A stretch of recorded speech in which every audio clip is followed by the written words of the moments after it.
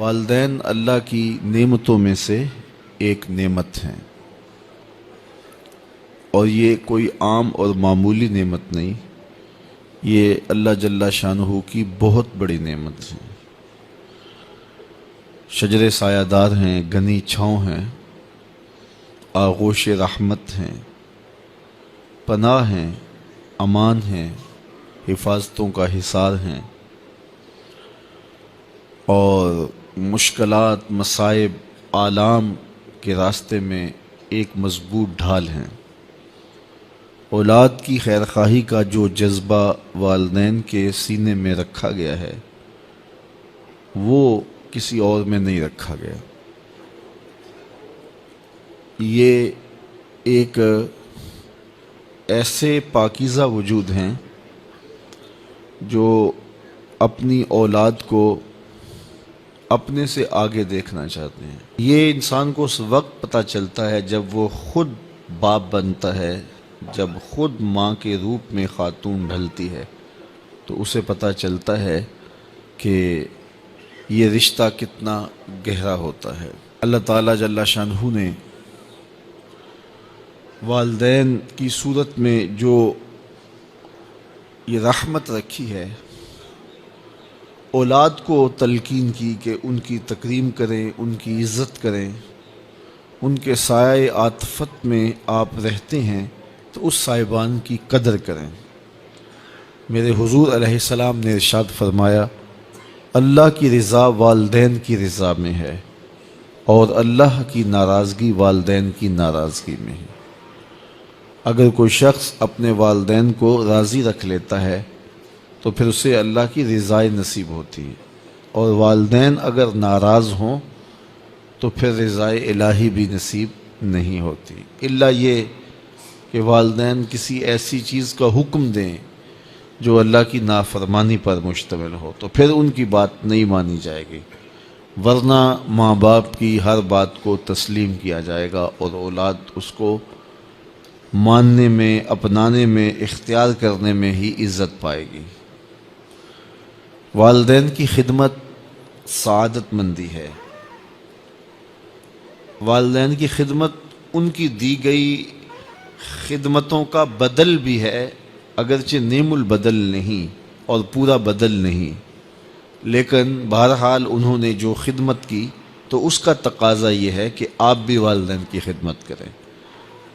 لیکن اگر انہوں نے خدمت نہ بھی کی ہوتی تو پھر والدین ہونے کے ناطے سے بھی لازم تھا، ضروری تھا کہ آپ ان کی خدمت بجا لاتے اور ان کی تکریم کرتے، اور یہ تمہارے لیے، تمہاری دنیا کے لیے، تمہاری آخرت کے لیے بہتر تھا۔ اس لیے بھولے سے بھی کبھی ماں باپ کی نافرمانی نہ کریں، ان کی تکریم کریں، ان کی عزت بجا لائیں۔ ایک شخص اپنے باپ کے آگے چل رہا تھا تو حضور نے ارشاد فرمایا، اپنے باپ کے آگے نہ چلو، اس کو ادب سکھایا، باپ کے آگے چلنے سے روکا۔ اسی طرح ایک شخص حضور کی خدمت میں حاضر ہوا اور اس نے عرض کی، حضور میرا بیٹا مجھے اپنی چیزوں کو مجھے ہاتھ نہیں لگانے دیتا، تو فرمایا اسے بلاؤ، تو بلایا تو اس نے کہا یہ میری چیزیں خراب کر دیتا ہے، بوڑھا ہو گیا ہے، اسے پتہ نہیں، تو یہ چیزیں خراب کر دیتا ہے۔ تو حضور کی چشمان سے آنسو جاری ہو گئے، اور حضور نے ایک تاریخ ساز جملہ ارشاد فرمایا، انتا و مالو کا لابی کا، اس کو کہا کہ تو بھی اس کا ہے، تیرا مال بھی اس کا ہے۔ ایک وقت تھا کہ تو اس کی چیزوں کو خراب کرتا تھا، اور اس نے کبھی ماتھے پہ شکن بھی نہیں آنے دی تھی، اور آج یہ تیری چیزیں خراب کرنے لگا ہے تو تو بے چین ہو گیا ہے۔ تو خوش دلی کے ساتھ ماں باپ کے ساتھ زندگی گزارنی چاہیے۔ ایک ماں، ایک باپ کتنے بچوں کو پالتا ہے، 5 بچے، 7 بچے، 8 بچے، کتنے بچوں کو وہ پال کے کہاں تک لے جاتا ہے۔ اور پھر جب ماں باپ بوڑھے ہو جاتے ہیں تو 7-8 بچے جن کو پال کے پروان چڑھایا تھا، جوان کیا تھا، اب ان کے لیے اگر وہ ماں باپ بوجھ بن جائیں کہ یہ کس کے ہاں ٹھہریں، تو پھر انہیں اپنے ماضی کی طرف غور کرنا چاہیے، اور اس بات پہ بھی غور کرنا چاہیے کہ کل انہوں نے بھی بوڑھے ہونا ہے، زندگی رہی تو یہ ادھار پھر انہیں بھی چکانا پڑے گا۔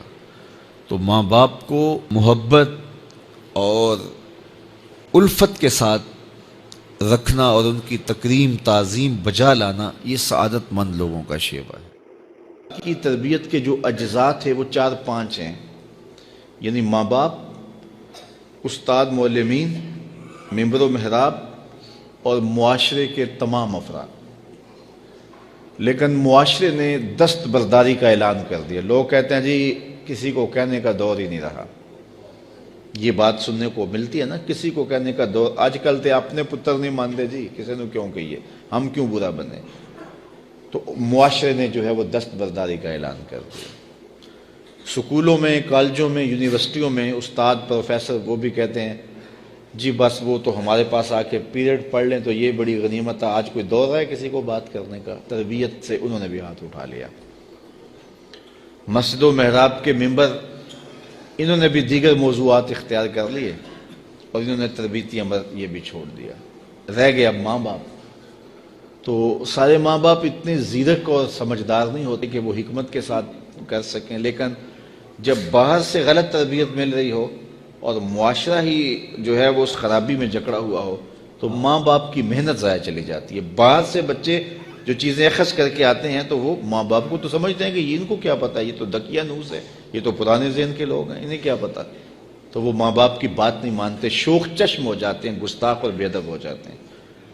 اللہ تعالیٰ کسی کو توفیق دے دے اور وہ ماں باپ کی بات مانے اور شرم کریں، حیا کریں، کوئی غیرت ان میں ہو تو وہ ماں باپ کی بات مان لیں تو اچھی بات ہے۔ اب پورے معاشرے نے مل کے اپنی نسل کی تربیت کرنی تھی، اور یہ جو رویہ کہ ہمیں کیا لگے جی، اپنے گھر کو چھاج بجائے یا چلنی، کسی کو کہنے کا دور رہا ہے۔ میرے حضور نے ارشاد فرمایا کہ کچھ لوگ مل کے سفر کر رہے تھے اور کشتی میں اپنی اپنی جگہ انہوں نے مقرر کر لی، اپنا اپنا بستر لگا لیا۔ ایک آدمی کشتی میں سوراخ کرنے لگ جاتا ہے اپنی جگہ پہ، تو سارے اگر یہ کہیں کہ ہمیں کیا لگے اپنی جگہ پہ کر رہا ہے، تو تھوڑی دیر کے بعد جب سوراخ ہوگا تو نیچے سے پانی آئے گا جس سے وہ سوراخ کرنے والا بھی ڈوبے گا اور یہ ساتھ بیٹھنے والے بھی ڈوب جائیں گے، پوری کشتی ڈوب جائے گی۔ اب ان کا حق کیا ہے کہ اسے غصہ لگے یا اسے ناراضگی ہو یا وہ خوش ہو، اس کا ہاتھ پکڑے، اس کو روکیں کہ تم غلط کر رہے ہو۔ یہ نہ کہیں کہ اپنے گھر کو چھاج بجائے یہ چھلنی ہمیں کیا لگے۔ تو اگر اس کو آزادی دے دیتے ہیں، اس کو چھوڑ دیتے ہیں اور اس ڈر سے کہ یہ آگے سے الجھے گا تو ہم کیوں اس کو کہیں، تو وہ سوراخ کرے گا تو پوری کشتی ڈوب جائے گی۔ اصل ہوا یہ ہے کہ پورا معاشرہ کہتا ہے جی ہمیں کیا لگے، سانو کی لگے، سارا معاشرہ ڈوب گیا ہے، کوئی کسی کو کچھ کہتا ہی نہیں ہے۔ گلیوں میں شیطان ناچ رہا ہے، اولادیں آوارہ ہو گئی ہیں، معاشرہ پورا اس عمل میں شریک ہی نہیں ہو رہا کہ ہم کوشش کرنی ہے۔ اگر میں کسی کے بچے کو سمجھاؤں گا تو کوئی میرے بیٹے کو سمجھائے گا، لیکن جب میں نہیں کروں گا تو کوئی میرے لیے نہیں کرے گا۔ تو پھر ایک دوسرے نے مل کر کے جو معاشرہ تعمیر کرنا تھا اور اچھی نسل کی تشکیل کرنی تھی وہ عمل ہو گیا۔ ایک مسلم معاشرہ ہمیں جو بتاتا ہے وَتَوَاصَوْا بِالْحَقِّ، حق کا تواصو، حق کی وصیت، یعنی بچہ گھر ہو تو ماں کہے، باپ کہے، بڑا بھائی کہے، ہمسایہ بات کرے، گلی محلے کے اندر کوئی بوڑھا ملے تو وہ نصیحت کرے، اور اس کے بعد سکول گیا ہے تو استاد نصیحت کرے، مسجد میں گیا ہے تو امام مسجد نصیحت کرے۔ تو جب نصیحت کا یہ تسلسل ہوگا تو ہو نہیں سکتا ہے کہ بچہ سدھرے نہ سنورے نہ، لیکن 10 خراب کرنے والے ہوں، ایک صحیح کرنے والا ہو تو کبھی صحیح نہیں ہوتا۔ تو یہ اللہ تعالیٰ چاہے اس کی کرم نوازی سے، ورنہ ممکن نہیں ہے۔ تو ان کی جسمانی نشت کے لیے، ان کی اخلاقی تربیت کے لیے، ان کے قول و فعل اور ان کے عمل، ان کے رویوں پر ماں باپ کو غور کرنا چاہیے۔ حضور علیہ الصلوۃ والسلام نے فرمایا اپنی اولاد کو 3 چیزیں سکھاؤ، حب نبیکم وحب اہل بیتہ وتلاوت القرآن۔ اپنی اولاد کو نبی علیہ الصلوۃ والسلام کی محبت سکھاؤ، وحب اہل بیتہ، حضور کے اہل بیت کا پیار سکھاؤ۔ تیسری بات میرے حضور نے فرمایا وتلاوت القرآن، اپنی اولاد کو قرآن پڑھانا سکھاؤ۔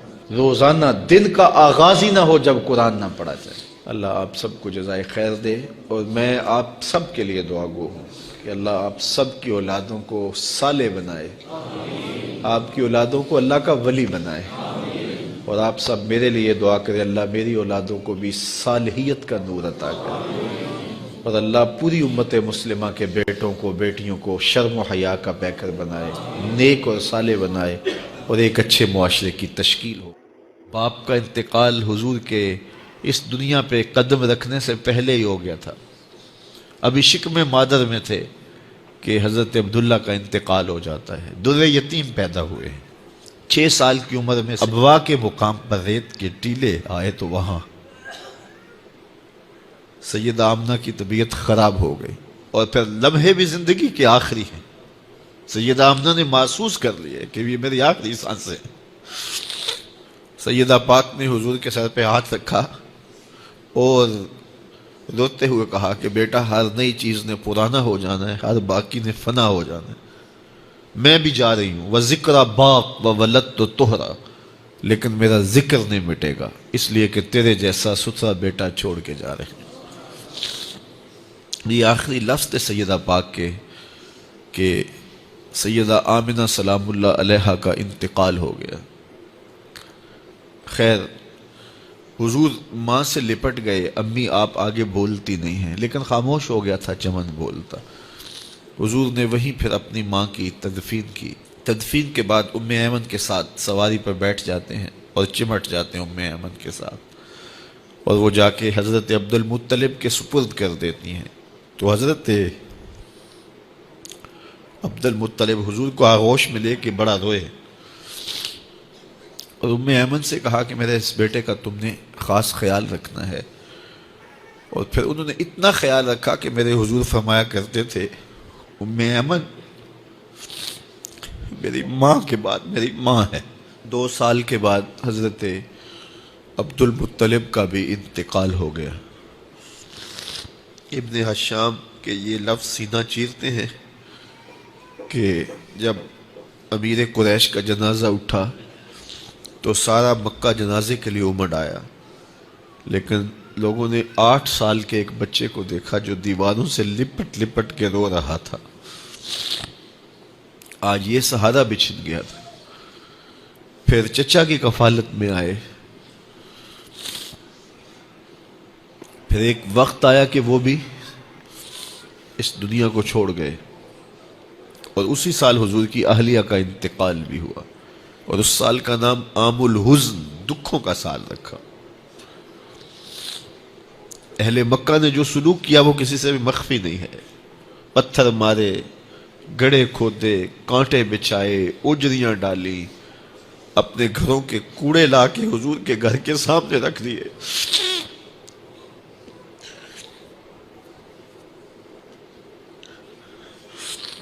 یہ کس چیز کی سزا دے رہے تھے میرے حضور کو؟ میرے حضور علیہ السلام نے پھر طائف کا سفر کیا کہ شاید وہ لوگ میری بات کو سن لیں، لیکن انہوں نے جو دردناک سلوک کیا وہ بھی تاریخ کا ایک انتہائی دردناک باب ہے۔ انہوں نے اوباشوں کے ہاتھوں میں پتھر دیے، اور جس راستے میں میرے حضور نے گزرنا تھا ان کو اس راستے پہ کھڑا کر دیا اور کہا ان پہ سنگ زنی کرو، اور وہ آقا کریم پہ پتھر مارتے، حضور کے پاؤں پہ پتھر مارتے۔ آقا کریم علیہ السلام پاؤں اٹھاتے تو وہ دوسرے پاؤں پہ مارتے، پھر حضور شدت درد سے بیٹھ جاتے تو ان کے 2 غنڈے دائیں بائیں سے آگے بڑھتے اور حضور کو کندھوں سے پکڑ کے اٹھاتے، پھر سنگ باری کرتے۔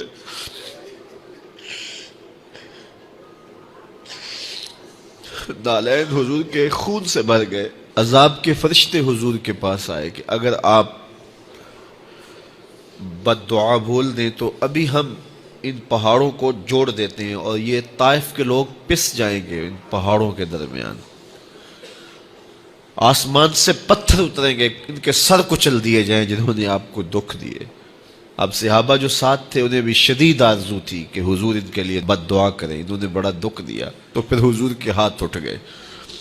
صحابہ کا خیال یہ تھا کہ ابھی حضور کی زبان کھلے گی اور بد دعا کے لفظ نکلیں گے اور یہ پیس دیے جائیں گے، لیکن جب وہ لب کھلے، وہ پتلی پتلی گلے قدس کی پتیاں وہ لب ہائے دور جب کھلے تو لفظ کیا تھے؟ اے اللہ میری قوم کو ہدایت دے دے، یہ مجھے جانتی نہیں، اور کہا کہ مجھے ان کی نسلوں سے ایمان کی توقع ہے۔